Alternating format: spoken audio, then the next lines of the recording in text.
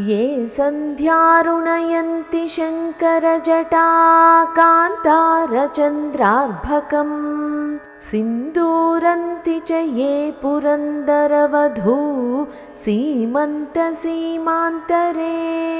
पुण्यं ये परिपक्वयन्ति भजतां काञ्चीपुरे माममी पायासुः परमेश्वरप्रणयिनी पादोद्भवाः पांसवः। ये सन्ध्यारुणयन्ति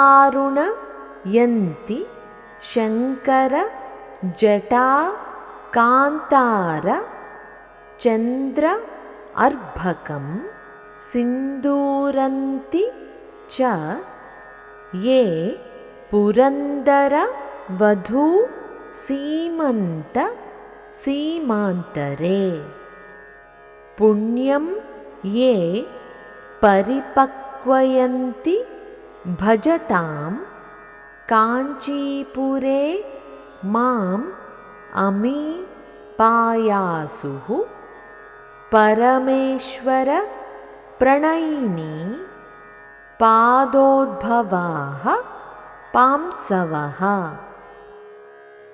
పరమశివుని ప్రాణేశ్వరి అయిన కామాక్షీదేవి పాదధూళి మహిమ అపారమైనది.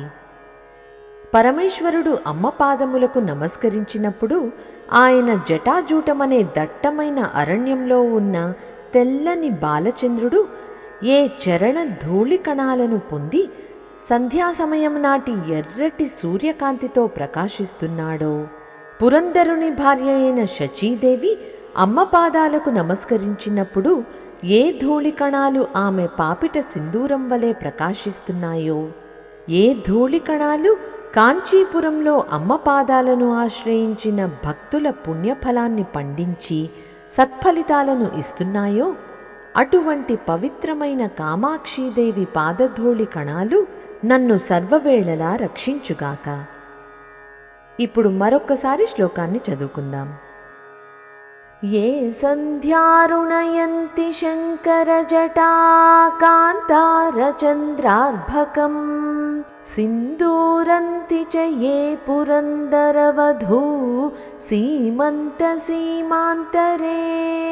पुण्यं ये परिपक्वयन्ति भजतां काञ्चीपुरे माममी पायासुः परमेश्वरप्रणयिनी पादोद्भवाः पांसवः।